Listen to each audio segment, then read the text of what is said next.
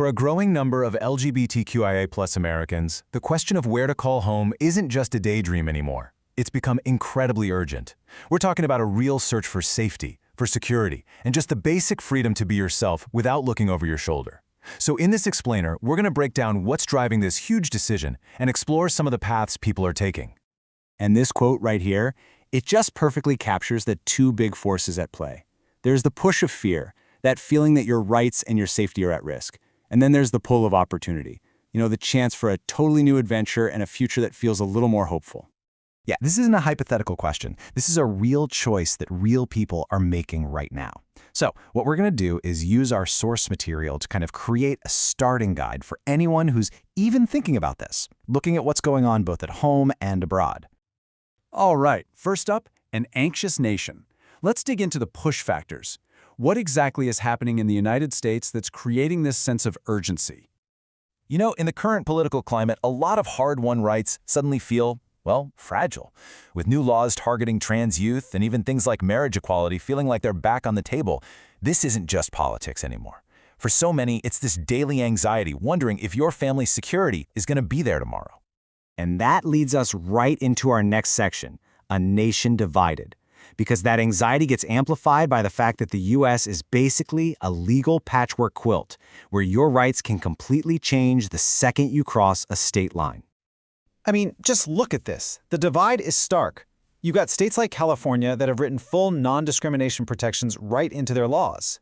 But then you can drive over to a state like Texas or Florida, and there are no explicit statewide protections at all.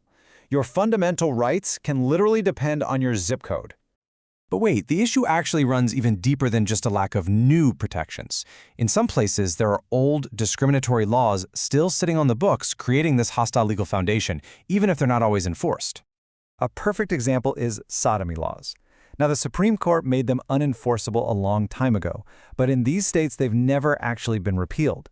Their presence is this jarring reminder of a time when same-sex intimacy was a crime, and it sends a really clear message about the legal environment today. So given that whole domestic landscape, it's really no surprise that many people are now looking beyond U.S. borders, where the conversation around acceptance can be entirely different. This anecdote right here highlights such a crucial realization. For a lot of Americans, the constant fight for acceptance just feels normal. But to people in other parts of the world, like this person from Portugal, the reality in the U.S. is genuinely shocking. It's a wake-up call that this level of politicized division isn't universal. In many ways, it's uniquely American.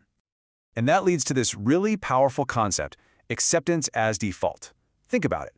In places like Uruguay or Mexico, being LGBTQ+ is often just a non-issue. It's not a thing. So you don't need to find a specific gay-friendly neighborhood because the entire country basically functions as a safe space. Okay, so beyond social acceptance, moving abroad can also mean a fundamental shift in your day-to-day quality of life. Let's look at some of the really tangible benefits people report after they've made the move. The American lifestyle is so often this high-stress, work-centric machine, right? It's frequently fueled by massive education and healthcare debt. But in contrast, so many other nations have these stronger social safety nets, which support a culture that actually values personal time, family, and leisure. Let's talk about a big one, healthcare. For so many American families, an $8,000 deductible is a massive financial burden hanging over their heads. That's the amount you have to pay out of pocket before your insurance really kicks in, and it creates this constant fear of just getting sick. And here's the contrast. In a country like Spain, our sources say that top-level private health insurance for one person in a family can cost around €50 a month. The peace of mind that comes from knowing a medical issue won't lead to bankruptcy, that is a life-changing difference. And beyond the finances, there's the anxiety of gun violence. This quote just speaks volumes about the profound relief many expats feel, that freedom from having to worry about your safety at school or the grocery store or a movie theater. So we've covered a lot of the why. Now let's talk about the how. We're going to try to demystify this process a little bit to make the idea of moving abroad feel more achievable. And here's the good news. There isn't just one path. You've got everything from digital nomad visas for remote workers to options for retirees, investors, or students. There are different routes for all kinds of situations. The key is just finding the one that actually matches your circumstances.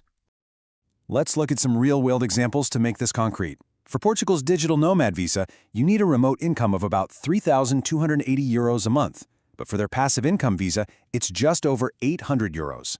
These are attainable goals for many people, and they often create a clear pathway to citizenship down the line. Look, I know this whole immigration process can seem overwhelming, but you can really break it down into manageable steps. First, you choose the right pathway for you. Then, and this is important, you consult an expert to help navigate the requirements. Then you gather all your documents and you apply, usually from a consulate right in your home country.